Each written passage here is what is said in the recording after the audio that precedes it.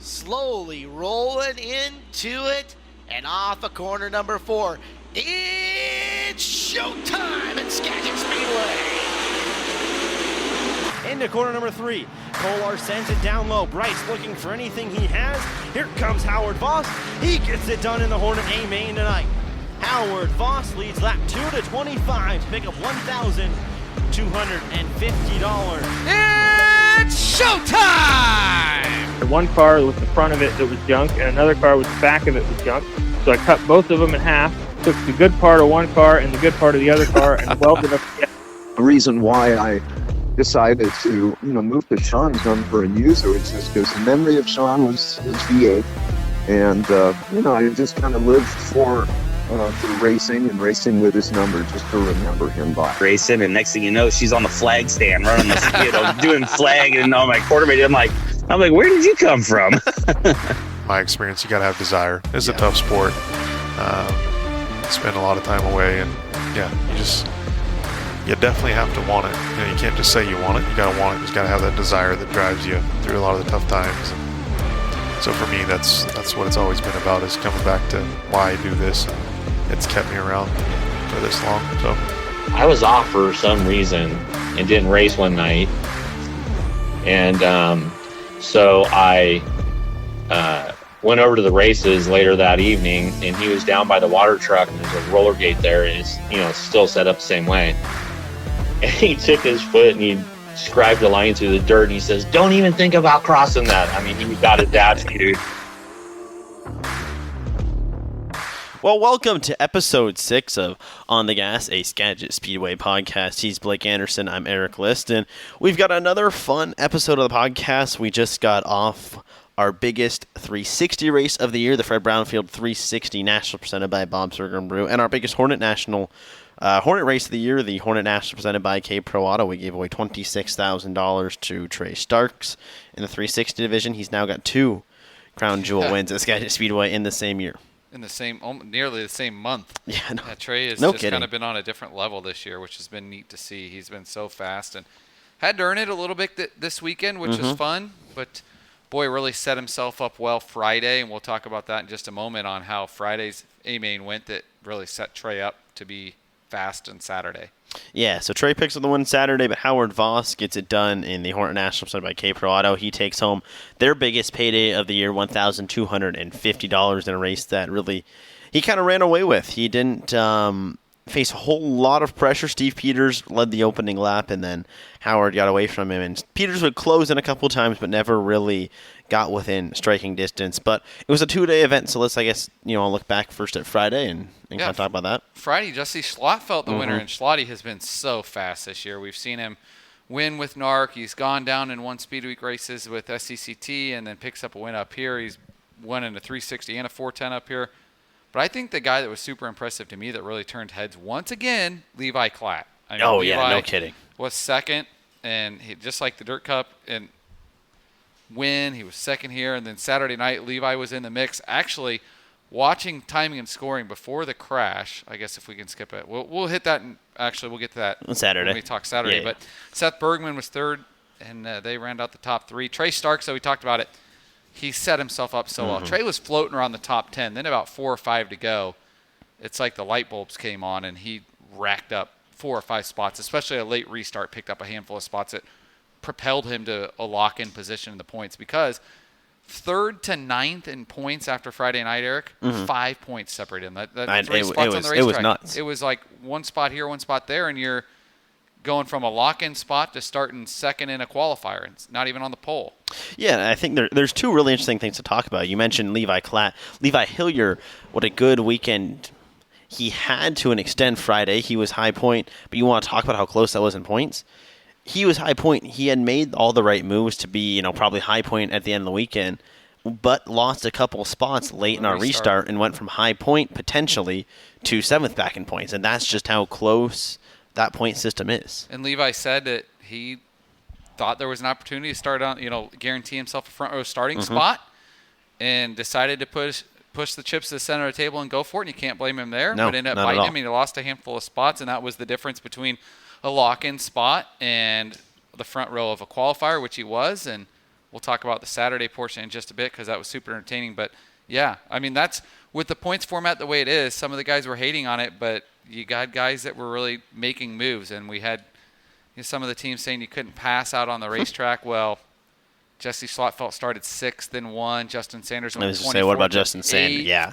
We and he did that in one the B more main, too, where he had to work himself into like a transfer spot. 9th in the B. I think I passed that. I think he was outside the top 10. Yeah, I mean, Justin Sanders, he got up on the wheel. So it was out there. It certainly was. It just, how much did you want to gamble on going maybe above the cushion? And it was exciting to watch. And I can't remember, we had one more car go plus 11. So, I mean, there were plenty of guys out there passing. Would have been Selzy? Yes. Dominic Selzy went plus 6. Oh, okay. Jason Solwald went what a 11. Good weekend for, I mean, always a there. Good weekend, it feels like, at Skagit Speedway for Jason Solwald. He's always in the mix. He can just run the bottom, I feel like, better than anyone else can. When they're all beating down the curb, he's just cutting laps on the bottom. I kind of wondered if it stayed green on Saturday night, would he have had a chance? Just because to run the bottom, you need the laps. Without all the cautions we had earlier in it. You can't have the yellow with 5 to go, and when the top is as fast as it was, I mean, he was closing in on the leaders, chipping away at it. Would have needed some really, really, really good laps, but I wouldn't say it was completely out of the mix on Saturday night. Steve Peters, former guest, was a Hornet winner on Friday night, which was fun to see. Steve hot back on the Hornet. Bryce Kolar was super impressive, and Howard Vos, our guest tonight, went 12th to 3rd. So guys were moving around in the Hornet. Steve Peters went 11th to win. Kolar went 9th to 2nd. Howard Vos went 12th to 3rd. The top 3, I mean, those guys on a track that some drivers said you couldn't pass on, those guys did exactly what they said you couldn't pass. The Hornets are always fun because they'll lean on each other a little bit. They'll bump and they'll bang. I enjoy the Hornets. I'll be completely honest. I enjoy the Hornets. They put on a fun show. It may not be the fastest, but they lean on each other. And they enjoy it. Enjoy it. You can see the passion that they really do have for racing. Sure, Absolutely. they're not racing, this $100,000 sprint car, but they care just as much as those sprint car drivers do. We hope everyone that was involved in the accidents on Friday are okay. We're thinking of everyone of them and hoping, they should be all right. But, big shout out to them. And it was kind of a rough night in that sense, so hoping everyone's okay after Friday night. We retained most of the cars going into that Saturday. So lost 2. Yeah. But I don't know, move to Saturday. What a shift it was between just where the cars were able to run the track a little bit. It was another really fun night of racing. Yeah. No qualifying, but we still had heat races that were set off by points with the qualifiers, to round out our pole shuffle and all that fun jazz. And Levi Hillier put on the show on the pole shuffle. I think he raced 5 times. That was so fun. And I was watching that, and it was irritating because he kept making the same move and it kept working, and it was really fun to watch. But I kept waiting for someone to go, okay, you just have to take the bottom lane of 1 and 2 away from him. And it worked every time, and it's like, good for you, Levi, because you're going to take, he put on a heck of a show, and I told him that. Yeah, I said, hey, nice job in the pole shuffle, because that was fun to watch. The pole shuffle was Levi Hillier hour. Yeah. I mean, that was exciting. I'll say this, Skagit Speedway, I'll be the first to admit, I'm a pole shuffle hater.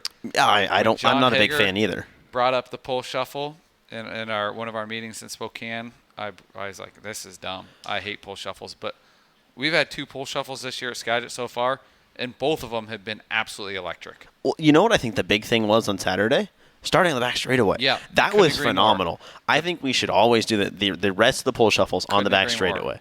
Because you saw what Levi did. He would throw sliders getting into 1, 2. It just created that little bit more that I think was really fun to watch and made good racing for the fans. Gave him a lap and a half. Yeah.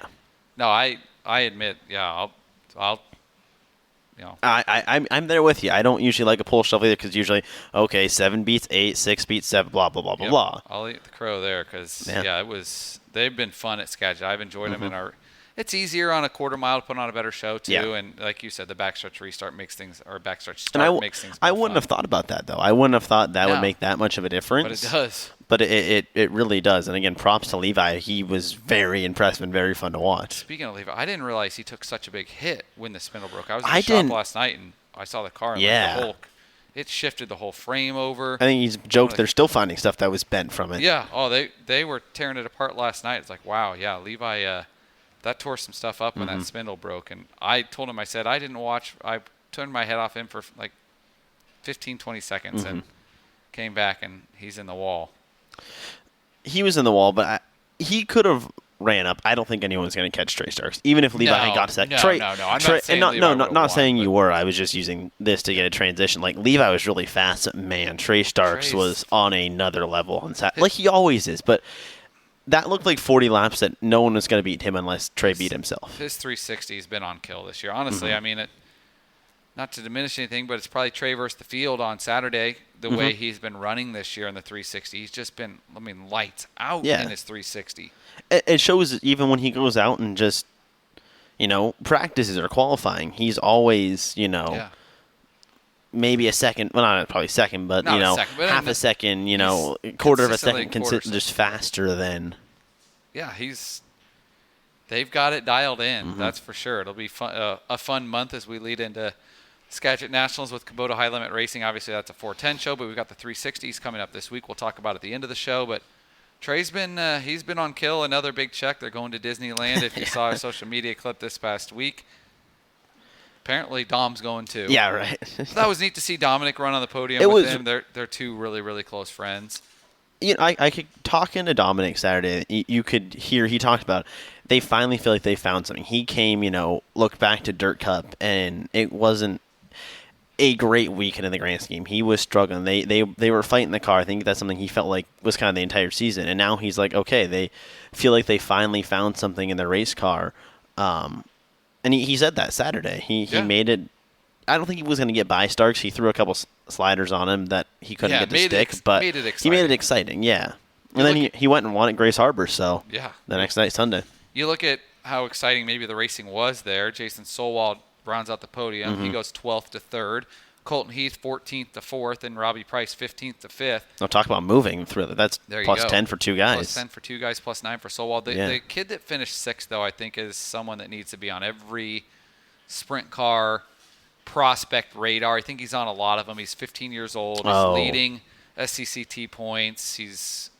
I think he's leading now. Maybe Grasty's leading. I don't know, right in there. But he's in the mix. I thought Grasty was leading and he's coming in. He's right there, but he's won at Placerville already. But Austin Wood, the kid is impressive. 15 years young. You look at the amount of young talent we had here on Saturday, that aren't even 16. Future Sprint Car Racing, good hands. 3 A main cars under 16. Levi Hillier 15. Austin Wood 14 and Austin Wood 15 and Jet Barnes 14. Jet Barnes made the A main. We had 49 cars here on Friday, and Saturday, Jet Barnes makes the A main. It was like his 8th ever sprint car race. Austin Wood is? Yeah, there we go. Yeah, I was going to say, I thought he was leading SCCT points. Grasty was, but Wood had a good, strong speed week. Cole Schroeder, tough week for him. He's 3rd in SCCT points, but he got a cool little bonus with the Bud Ash. Yeah. Hard Luck Award, got I think $2,500 there. Yeah. They had a tough weekend, but that was neat to see. Appreciate them doing, the Ash family doing that, giving back to racers with tough luck. But, I think that was kind of the redeeming thing to me that stuck out to me as the young talent that was in that main event that wasn't even 16. 3 drivers that you look at the West Coast sprint car scene. Those are 3 drivers that I would say we probably won't see on the West Coast for a terribly long time because they've got bright futures in this sport. And it's so fun to then just get them when they're here. And that's what you and I talk about, when we get to watch the sporties. They go from the sporties up to that next class, and just those young kids that really keep the future of Skagit Speedway bright. We get to see it weekly. And speaking of sporties, they're back this week. Yeah. But first, 360 points. Trey Stark, Jason Solwald, Colton Heath. Your top 3, Hillier, Jesse Schlottfelt. I guess we can talk about this probably at the end of the podcast, too, with points. But Trey, even after the win, still controls and almost has a 100-point gap over Jason Solwald back in second. So that win just continues to emphasize his... Catastrophic is going to happen for Trey not to win the championship. Yeah. He's got her pretty much on lock. But it was a great weekend. Crowd was phenomenal. We saw a large increase in attendance this weekend, which is encouraging to see because this has traditionally been, I think, kind of a tough race for Skagit Speedway. For sure. It's a high purse. It's a tough time of year. In late July, it can be hot. it wasn't this weekend.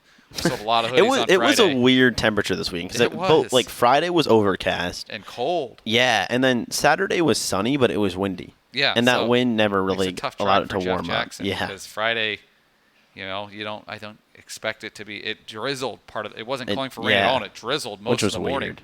Just a heavy mist, I'd say. But enough that it certainly affects the racetrack. And then Saturday, you're battling a wind, but. No, we had great crowds. That was phenomenal to see. We really appreciate everyone coming out. We've got some big events coming up the next month. We hope we can see that, and we'll talk about at the end of the show some this next week and some exciting announcements that we have at Skagit Speedway this week. So that'll be fun. Yeah. Before we get into our guests, quickly, Hornets, Howard Vos gets the job done. Bryce Kolar and Steve Peters, your top three talent. Kolar, Tazio Andreasen. It was really just the Howard Vos show on Saturday. Yeah. I mean, he got by Steve Peters on that second lap and just went cooking the rest of the way. I thought they were going to go flag to flag. I really did. Were too for a minute was so excited. I was like, well, this is going to be a flag to flag. And actually, I think Bryce Kolar may have got Howard Vos if they went flagged.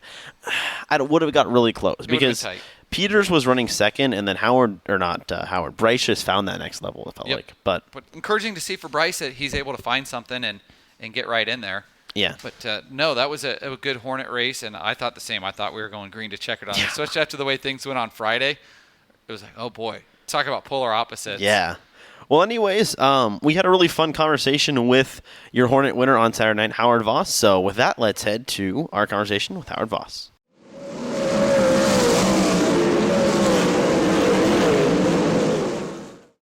All right. This week's guest, the winner of the Hornet Nationals, $1,250. Richard Howard Vos. Howard, thanks for joining us. We appreciate your time. Yeah, thank you. Thanks for having me. Yeah, so what a weekend that was for you. You lose a transmission, you lose, second, third gear Friday night, and then you put a new transmission in and pretty much walk away from the field on Saturday. Yeah. Friday night, second gear went out on the transmission, which is the gear I run in there at Skagit. So that really hurt my performance in the main event. So luckily I had another one sitting at the shop. So I had John Gunderson and Bob Brown put that in for me Saturday morning while I was at work. That seems to be holding up so far. We got the one race on it, and it did good. There you go. How's that work out for you, Howard? You get stuck working on Saturday morning. You got guys get the transmission that put in for you. That seems like an all right deal. Yeah, that's not too bad. I mean, it's good to have friends that know how to work on cars. Absolutely. That's all I can say. Yeah. How long did that take him to get it put in? I don't think it was that long. 2-3 hours maybe. It's not a difficult process on that car. Okay. So how did you get into Hornet racing? What is your background in racing? So my background, I grew up going to Skagit watching the races ever since I was born. And, I'm season ticket holder most of my life. And I was sitting there in the stands and I think it was 2005 when they started the Hornets. And I'm up there in the stands watching the Hornets roll out on the track. I'm like, well, heck, I could do that. So about halfway through that first season, I had a car put together and out on the track, and I've been doing it ever since. What's been your favorite car to drive? I feel like, there's so many different vehicles that you can drive in the tuner class. Back then, the tuner class, now the Hornet track. What's been your favorite that you've driven? Right. My favorite is still a Fox Body Mustang. They handle really, really well out there on that track. Their biggest downside is they don't have the horsepower to keep up with all the modern cars. Yeah, especially those early Fox bodies. They were, maybe 140 horsepower tops. So I can't picture one in my head. It was a V6.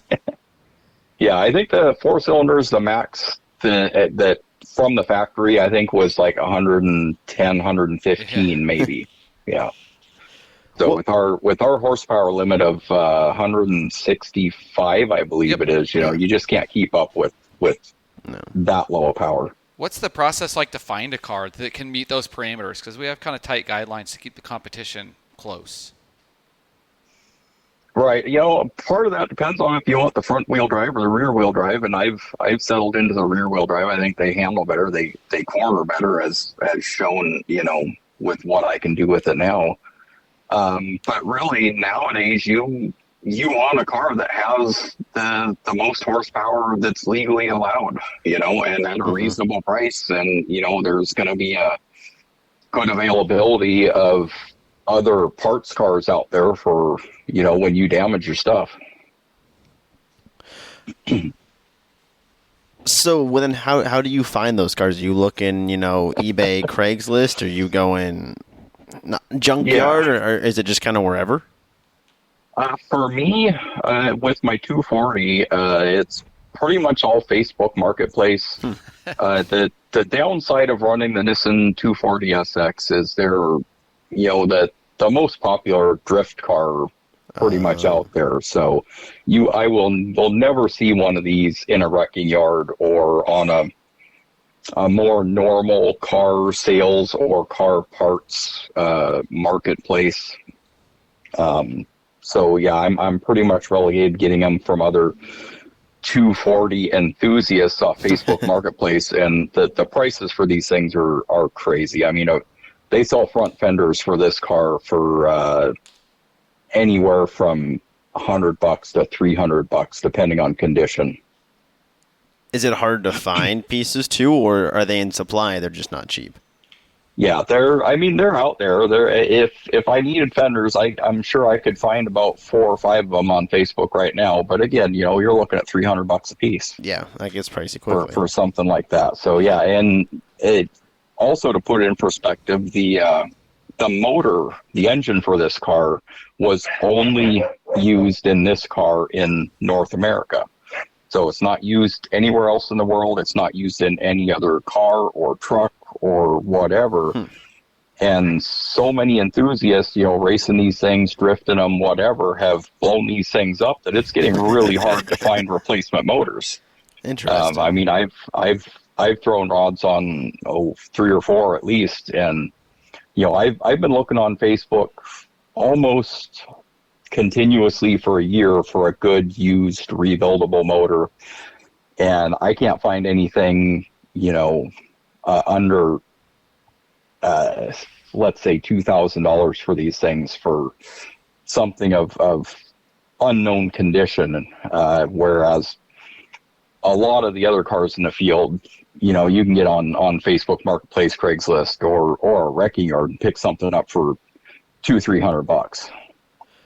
So I've definitely chosen the difficult route, but it's also a route that's fast, and it's starting to handle pretty good once I get it dialed in. What took you down the road of going to a Nissan 240?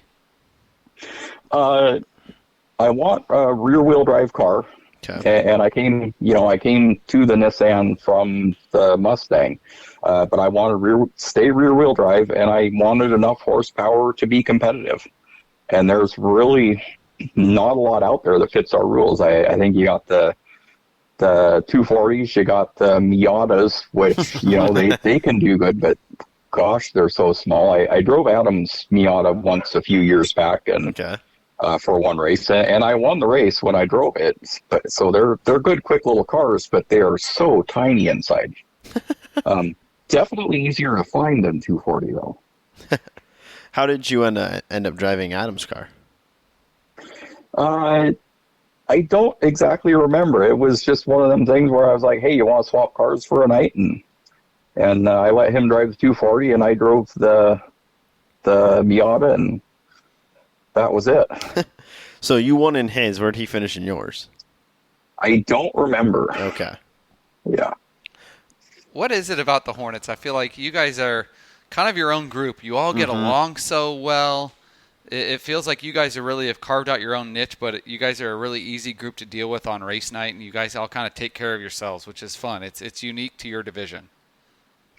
Right. I think a lot of that comes down to the affordability. I mean, we do take it seriously, but also for most of us, because of the affordability, we're in it as more of a hobby, as something to do that we like doing. It's our way of hanging out with each other and having fun. Compared, I'm not going to say we're not competitive. We are. We all want to win. Oh yeah. But you're in a 360 or a 410 sprint car, and that's a serious job that you're doing. You're not just out there to drive around the track and have fun. I mean, sure you are too, but it's a lot more serious. What took you? I guess, do you ever see a day where you would run any other division but the Hornets? I mean, you've been running the Hornets for 20 years. You ever thought about trying to hop into Modified or something like that?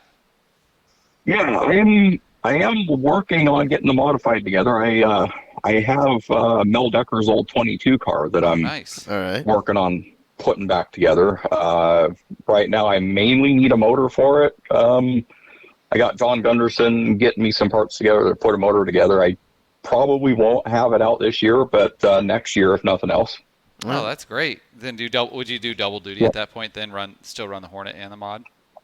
Yeah, I think I would, unless it really got to one interfering with the other, and I really needed to focus on something. I would love to do both of them. Well, Steve does it, so. Yeah. Yeah. Absolutely. It's just you couldn't. I want to go back to something that I thought of while we were talking about motors. I know sprint car motors, okay, you maybe can go a Skagit season, then you got to rebuild them, 10, 15 races on them. How long do you guys expect to get out of your engines? Is it just kind of run them until they blow up, or is there, something you do to kind of keep the maintenance alive with them? Yeah, I think it depends on the driver owner. I do an oil change on mine about every 3 races, which I think is perfectly reasonable for, the amount of abuse these get there. Honestly, you could go probably a full season on one set of oil unless you're seriously overheating it or doing something really bad, at which case you've got other problems to deal with. But, I go about 3 races on oil change. If I have time in the off season, I'll tear the motor down and check the bearings and everything, make sure they're good. But a lot of people just run it till it blows. We've got guys, Brian Michelson, I believe he's got 6-8 years on the motor in his car right now. Wow. Okay. I know he's had that car for a while. That's efficient. Right. Okay. Yeah, I believe Jim Kirkham put that together for him down at K-Pro Auto. All right. I knew that he was one of Jim's drivers. I know Jim and Brian are pretty close, so that would make sense. Absolutely would. Right. What was Saturday like? I mean, that's probably the most money you guys have raced for here at Skagit Speedway. Was the intensity a little bit different amongst the Hornet camp for you guys? I don't think so. For me, I'm really laid back and relaxed on race days, and unless something's going horribly wrong, I usually just hang out at my pit stall, chat with other people. There's really not a lot of anticipation or adjustment or anything we can do. So a lot of it's just out of our hands as far as that we don't have adjustments really we can make on the car. Air pressure in your tires, which I probably ran a little too low pressure in for the main. I was pushing pretty bad. It's usually pretty relaxed unless something's broken, and then you're scrambling to help any of the other drivers get back out on the track. What is it like down there on race night then? As you mentioned, there's not a lot of adjustments that you guys can make. So is it just kind of relaxed in between races, or is it, as you mentioned, if someone has something that needs fixed, you guys are all hands on deck? Yeah, mainly, it's just hanging out and chatting with the other drivers, talking about the last race, the next race, any other plans for the year of the season. And yeah, if somebody's got something broken, there's usually half the Hornet pits helping them out if they need it, if there's room for it. Yeah. Yep. Are you watching how the track develops at all throughout the night? A little bit I do. I try to see if it's getting too dry or if it's staying sticky. My car loves a wet, gooey, sticky track. We go out for qualifying, and I'm very consistently a full second faster than anybody else in the 240, and that's not really anything to do with, I don't have any more horsepower out there than anybody else. It's just that the way my car's set up, it likes that track, and you lead it over on that right rear tire, and it'll go. Front wheel drives, you start giving it too much power, and you're just pushing in the corner, and you can't turn. So that's kind of. Oh, sorry. Yeah, no, I was gonna say that frustrates a lot of the other drivers, thinking, I got something going on that they don't got. But it's just, I'm at the max power for our class at. I'm just under. I think I'm 160. And, that car handles those tracks really well. So that, brings us back to Saturday's main event when they went out there and tilled the track and then rolled the top in.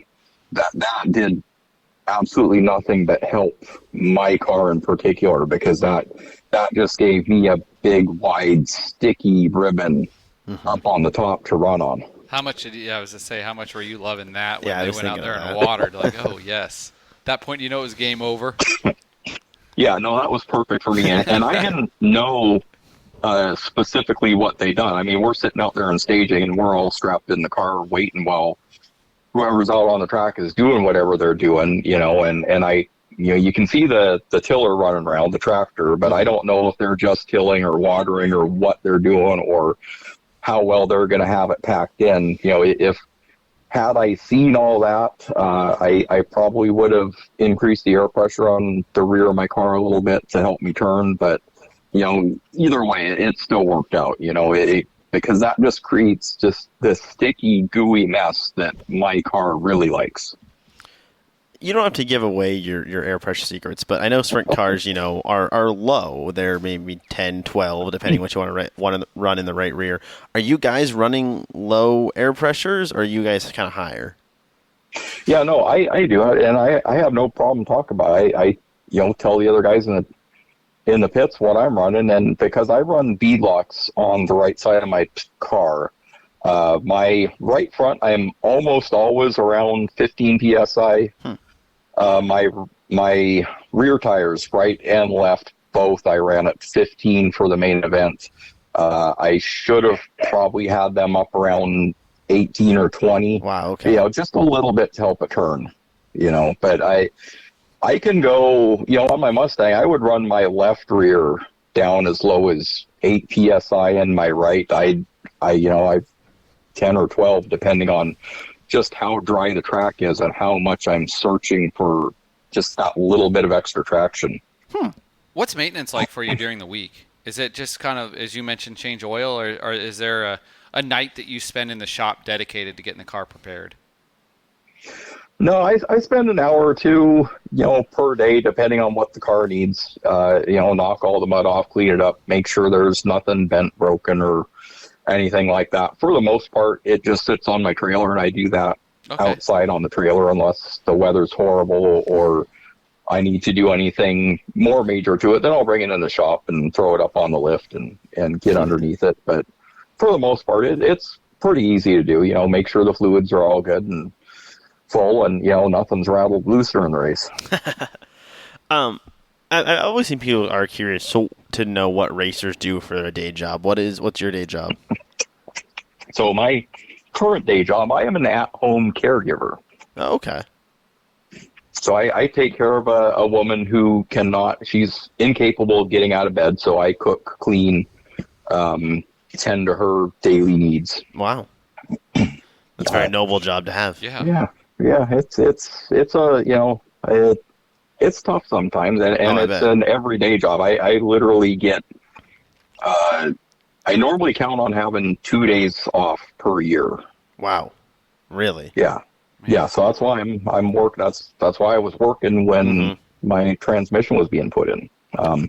Does that but before, I was going to say before I fell into this, I was welder, fabricator, doing aluminum boat building for, God, I've got about 12, 14 years in that. And then I worked at Boeing for 12 years, I think it was. And now I'm on to this. Does that make it a little bit more difficult sometimes to race then, because your job is, can be so demanding? It is. It's tough because I have to be here every day, all day, every day, pretty much. And I can leave for a few hours a day. So that's, I go down to the shop, tinker with the car a little bit, whatever it needs done. And then I'm back home working again. And then, same on race nights, I get her all set up, to hang out without me while I'm not here. And then I go to the track, I race is over. I got to come home and, get right back to work. So what 2 days off a year do you get? 2 days a year. What? Yeah.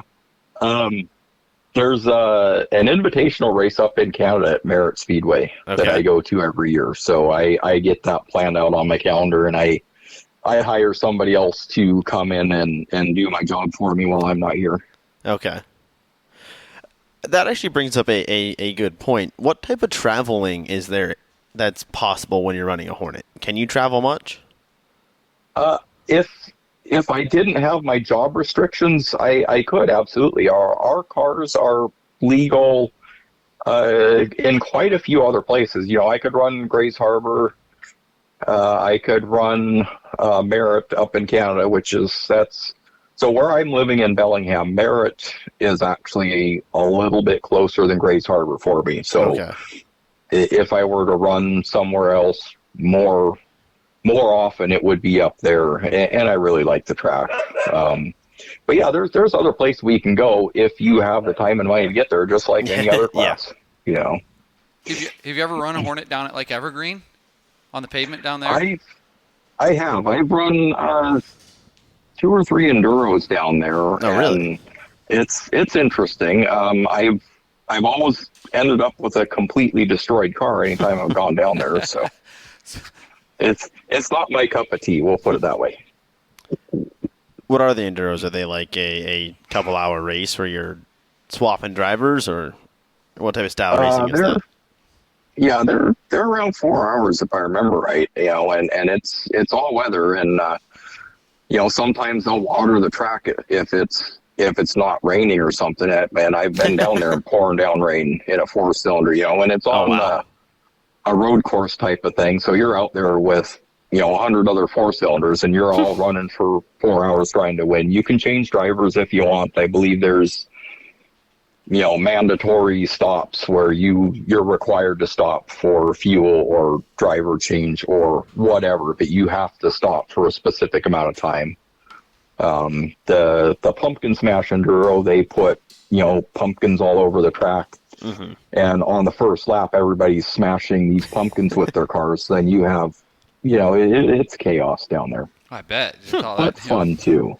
It's fun too if you can afford to damage a car that much. Yeah, I've never heard of a pumpkin smash enduro. Oh, neither have I.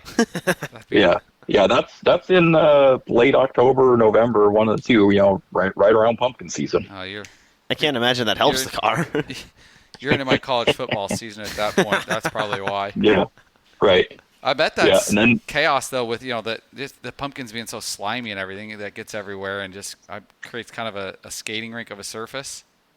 Yeah, absolutely it does. Yeah, it definitely limits traction, you know, and you know, it's on the straights, it's in the corners, it's everywhere, and then you know, they've got big tractor tires, you know, that they have on the inside of some of the corners, and even if it's not raining out there at the track or hasn't been raining for a day or two, those tires have water in them, and you'll get cars, you know, out of control, slam into the tire, and then now all of a sudden you've done 50 laps on a dry track, and now that corner is soaking wet.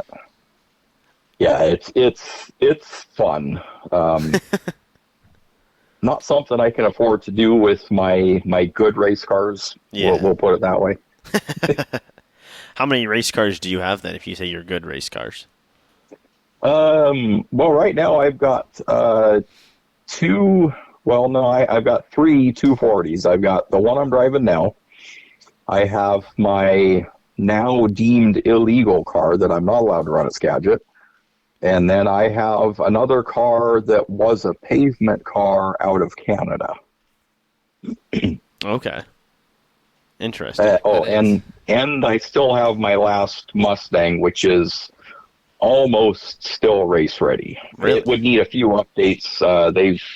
They've changed some of the cage rules at Skagit since I last ran it, but it wouldn't take much to put that car back out on the track. What Erik is List? You offering? Blake Anderson. You want 1v1 head-to-head? 1v1. Yeah. What's the Hornet tech process like? Because we talked about, I mean, how there is still a lot of safety. You guys have full roll cages. You have, you know, all the same driver suits, Hans Weiss, that any other race car has. But what is that safety and tech process like? Just about every week we've got our tech guy comes around, and his biggest thing right now has been to make sure that our battery disconnect switch is fully functional. So if somebody rolls out there on the track, any safety crew running up to you can flip that switch and shut off all power to the car. Okay. Other than that, once a year, they'll go through, make sure that you have, your suit, your underwear, your helmet, it's all in good condition and certified. Your seat belts are properly mounted. They're still in spec and things like that. Okay. You mentioned a car rolling. What was it on Friday? Yes. I feel like Friday, the A main was, we actually saw a Hornet get upside down. We had a couple of reds. Yeah. Was there just a full moon, something in the air? Do you think it was the intensity of trying to get ready for Saturday night? Yeah, I really think a lot of drivers just overdrive their car and the track. It's everybody wants to win, and some people don't want to drive slower than they think their car is capable of driving. They're going to run full throttle all the time, and if there's a sliver of a hole there, they're going to try and stuff their car in it when their car won't fit there. And yeah, and it's not necessarily even just that, but if they're driving beyond the limits of what their car and the track can handle, if they get sideways, they spin themselves out, and they've got somebody right behind them. Well, now you got two cars involved, and then you got those two cars hitting the car next to them, and the cars behind them don't have time to slow down. And that's what we had going on Friday. Little chain reaction. I preach in the pits all the time to anybody that'll listen. Just slow down. You want to win that race, you have to be there at the end. I have lost countless races at Skagit because I'm just going to sit back and watch all the drama in front of me and not be involved in it. Yeah. When I'm coming out of the corner, I'm looking at the entire straightaway, everybody that's on it, all the way down to the corner, who's not holding their line properly, who's, whatever's going on. And I'm going to slow down. So whatever drama is going on in front of me, I don't want to be involved in it.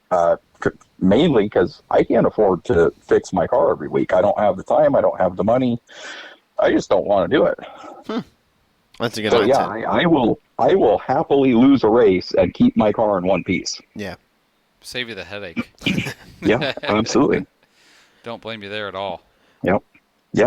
And overall, it works out. I'm sitting first in points this year. I've got a pretty decent lead, and I'm just not taking any chances. I want to finish the race. I want to finish every race, and if I get a good finish, well, that's good, but just finish the race. You think that's the years of racing for you and just, maturity behind the wheel? You've been doing this for a long time, knowing that you want to win those championships. You got to, and save yourself time during the week. You got to put yourself in the right position to be able to do so.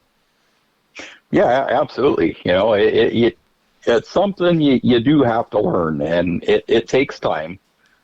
So it is what it is.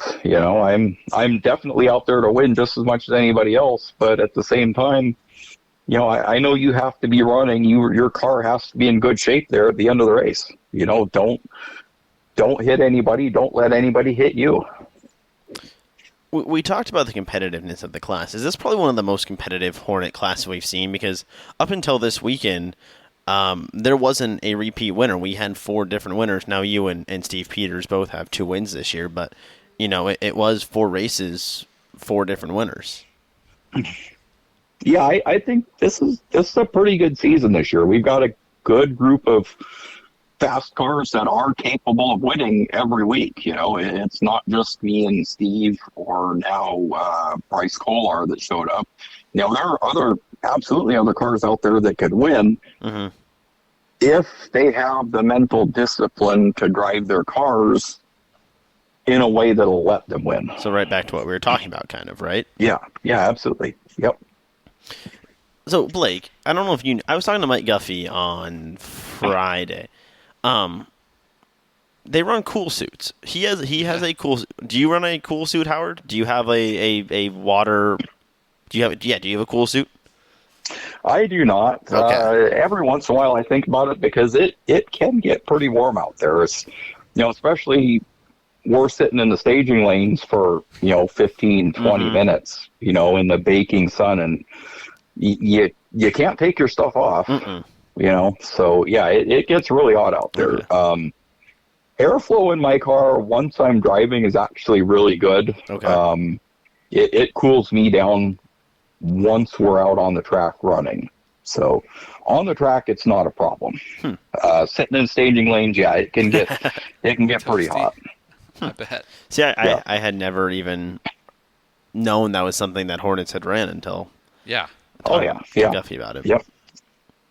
Yep, we can run pretty much anything like that we want, as long as it's, driver safety equipment. It's not helping the car go fast or anything like that. Yeah. What do you know what you'll run next potentially car wise if it just gets too hard to continue to find parts for these 240s? Do you have something in mind you'd have to share? Do you have kind of a backup plan? Right. I have considered if I had to stop running the 240, I might go to a Miata, but that's probably not the best option. I don't think I would almost be more inclined to go for a truck. Really? I think the Chevy S10s, I don't think are the way to go. They don't have the horsepower, which is one of the problems that Dykstra's having, keeping up. But I think the Duratec Rangers, Ford Ranger with the Duratec motor from 04 to 09, I think, are pretty competitive horsepower-wise. Yeah.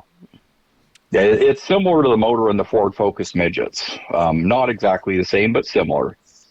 You say Ford around Blake, he gets excited. Yeah. And then Toyota also has one of their little Tacomas with a 2.7-liter four-cylinder that I think might be competitive from a horsepower standpoint. But, I don't know how either one of those would actually handle out up there on the track.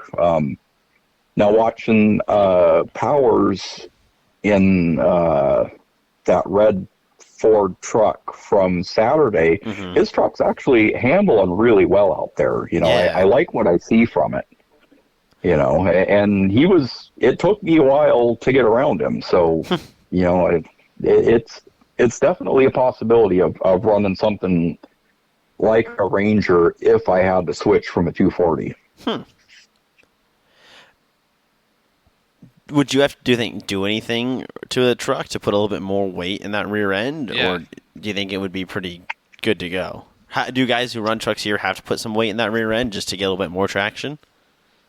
I don't know. I don't think anybody's adding or shifting weight in the trucks. I've never really looked into them that closely to see what they're doing with them, other than running the rear spoilers. And, I don't know at our speeds how much that helps anybody out there. I know that the one on my car, in my opinion, that's there just for show. Maybe it does something. I don't know. It's there for the intimidation factor. It looks cool. You know what? Sometimes that's all it takes. You mentioned speed. What type of speeds are you doing around the track? I know the track record's a 17,109, at least by what we've got recorded when we started keeping record again. I know I've been told there was a track record set before that, but when we've started keeping track, it's a 17,109 by Mike Guffey. Yeah, I'm never even close to that. I don't think. I think I'm high 17s is the best I pull out of my car, and top speed heading into the corner, pure guess is somewhere around 70-ish. Give or take 5 miles an hour. Okay. I don't have a speedo in my car, so it's hard to say. Do some guys have that speedometer in, or is that something you lose pretty quickly? No, there's actually, I think, quite a few people that still have their factory gauge cluster hooked up. If for nothing else, then the water temperature and oil warning lights, but I run all aftermarket gauges I have oil pressure, water temperature, fuel pressure, and a tachometer on my car. Okay. You actually bring up another thing. How much aftermarket stuff are on these cars, or are they pretty much stock from the factory? They're pretty much stock. I mean, we can run, things like aftermarket gauges. We are allowed air intake, cold air intakes and different air filters. And we are allowed headers and pretty much any exhaust as long as it meets our noise requirements. Okay. Other than that, pretty much the motors themselves are all stock. Some people, I think, are running, like an aftermarket ignition coils, stuff like that. Things that are aftermarket replacement that are still close enough to stock that it's not giving you any appreciable performance increase. Chassis-wise, we're allowed to play with our springs and tires. That's pretty much all there. Yeah. Okay. Because you have to run DOT tires too, right? You can't run like a Hoosier or American Racer. Right. We have to run a DOT tire, and now Hoosier does make a DOT-approved dirt tire, which I would like to run. I have not picked up any yet, and that's something I argued with the track officials for years. Because it's always been a real DOT-approved tire, and Hoosier has the DOT dirt tires, and track management in the past has always said no. It's still a race tire, even though it's DOT approved. You can't have that. Well, now we've got a car showing up this year with DOT Hoosier tires.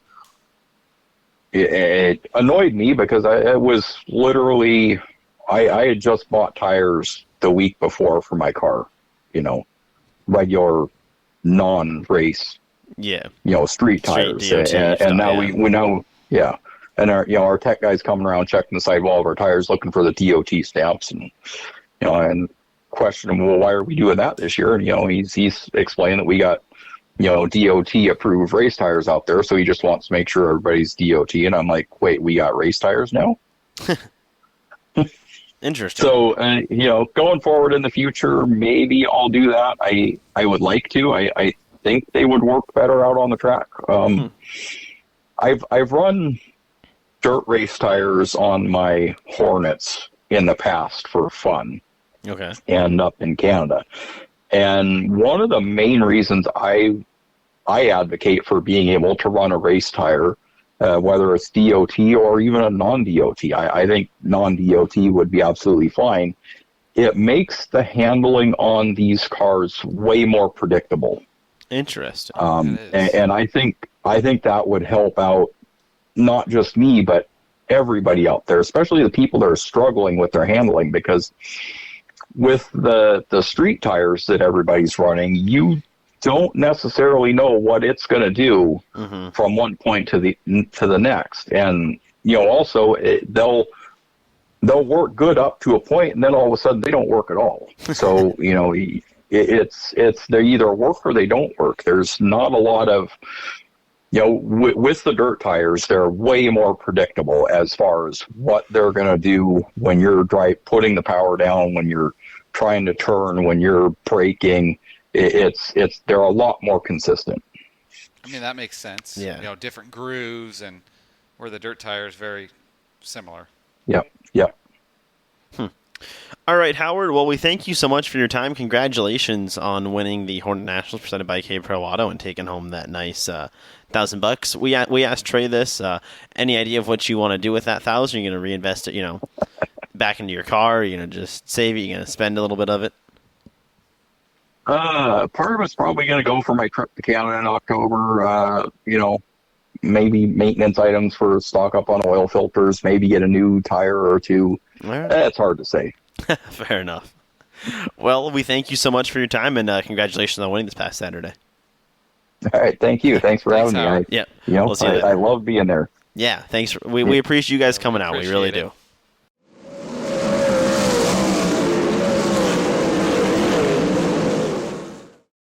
Well, welcome back. A good chat with Howard Vos there. Fun to see. I was very entertained with that chat. I was too. That was really enjoyable. Howard, and he was very informative and fun to listen to. That was a good chat. We've got some big weeks coming up here at Skagit, obviously, but we'll talk about the announcement we had this week before we dive into what's coming up this weekend. But our Kubota High Limit Racing Skagit Nationals coming up August 28, 29, and 30. Going to pay $126,000 to win this year. So we upped the ante a little bit this year. Yeah. That's just another way that things are just showing how healthy Skagit Speedway, but sprint car and 410 racing is in the Pacific Northwest. And not only that, Friday is going to pay $20,000 to win. Right. So we're not just going to pay the standard. That's 10, person, 20, and 126, I think, something like that. So yeah. So if you make all three features $6,000 with start money across the three features, so working on that as well. But that's a super exciting announcement that we were super pumped to get announced yesterday, and hope you can get your tickets to that. Tickets are still on sale. You can get your 3-day packages on SkagitSpeedway.com or call our office. We're here 9 to 5. And we'll get you taken care of, but get your tickets now. We're going to have some fun stuff throughout that week as well. A lot of fun interaction with drivers and teams as we head into Saturday's big $126,000 to win finale at the Skagit Nationals on August 30th. Yeah, it's the largest paying race of the season, richest on the West Coast, and I think it's the largest for the Kubota High Limit Sprint Car Series, isn't it? Yeah, it's their highest race on their schedule. It's the highest paying sprint car race on the West Coast. At the top of my head, 5th highest paying sprint car race of the year. That Sounds about right, because you've got Nationals Huset's, 190, Knoxville, Eldora. 195 is Nationals. Eldora was 200. Huset's was 250. Might be the 4th or 5th. Yeah. Either way, you'll want to be here. Like Blake has said, get your tickets online, SkagitSpeedway.com. If you can't join us, watch on Flow Racing all 3 nights, Thursday, Friday, Saturday. It'll be exclusively on Flow Racing. A month away. Yeah, it's coming quickly. You can get your 3-day reserve ticket packages. Blake will go and screw in your reserve slack for you. Exactly. Kevin and I will probably knock that out because we got probably. a lot of them. We got a lot of them, so that'll be good. But no, this weekend's going to be another exciting weekend at Skagit Speedway, Erik List. We've got I'm excited, Blake Anderson. back in action. It's Breast Cancer Awareness Night. All ladies get in for $5. You got to buy those tickets at the gate, though. You can get free breast cancer beads, Mardi Gras beads. They're pink. We've got the 360 Sprint Cars, the Sportsman Sprints, and, Eric? The IMCA Modifies, Blake Anderson. And what about the Modifieds this week? Oh, they're going topless. They are going topless. The Modifieds are topless this weekend, so that's it's a topless fun. Saturday night at Skagit Speedway with the Modifieds. Bump that up a month. Usually they were the topless the first week of September, but we're going to do it this weekend. So we'll have the 360 Sporties and IMCA Modifieds going topless. Gates open at 5, racing at 7. Get your tickets on SkagitSpeedway.com or the will call office, and ticket office opens at 3 o'clock on race day. What's really fun for the Modifieds is usually that's not an IMCA points, but it's going to be a basic IMCA points night. Basically, all the IMCA formats the same, so they're just going to race topless, which is always interesting. It's always a special thing for them to do, and they enjoy doing it. The drivers want to do it, and it's unique. Yeah. So that's fun. It's different. Not a lot of places do it, so it's fun for us to do it here at Skagit Speedway. And obviously then the following weekend, Monster Trucks. Monster Slam. Yeah, Monster Slam is back on a Saturday night and Sunday afternoon show. Eric's going to hold down the fort for me here. So I know. How could you? You leave during Clay Cup, and now you got to leave during our Monster Slam show. Slam, yeah. It's like he's got bigger plans or something to go to called Knoxville. What a loser over here. Got to go home. Oh, shucks. But yeah, that's you got room in your carry-on. Monster Slam will be fun. That's a big show for us here at Skagit. I know we've got a lot planned for that. We've got a lot of planning in our office, so that if you haven't got your tickets, get those now on SkagitSpeedway.com. All your tickets on SkagitSpeedway.com. Skip the ticketing lines on race night. Buy online. Sometimes we have lines at the ticket office, and it's like, well, if you would buy online, you could just have that QR code on your phone and walk right in, scan your phone, you're good to go. And get a walking taco on race night. Yeah. There's my tip for you. Big supporter of the walking tacos. Big supporter of the walking tacos. Well, Erik, great episode. Appreciate it. 6 in the books now. It doesn't feel almost 7 if we want to count the bonus episode. Yeah, that's true. But 6, of the weekly radio or weekly podcast episodes. It's been fun, Blake Anderson. I'm enjoying this. if you've got any ideas or feedback, certainly let us know. Tweet please, us at yeah. Skagit Speedway. Let us know. We'd love to hear from you. Yeah, leave a review on Spotify, Apple Podcasts, 5 stars, or, I guess if you think this isn't a 5-star podcast, then keep your opinion to yourself. Yeah. If it's not 5, then just let us know on Twitter. Yeah. All right. Well, with that, we hope to see everyone here this weekend, and if not, we'll be back on YouTube as well, so you can catch the YouTube live. Other than that, yeah, you've said it. Gates open at 5, racing at 7. Get tickets online. SkagitSpeedway.com.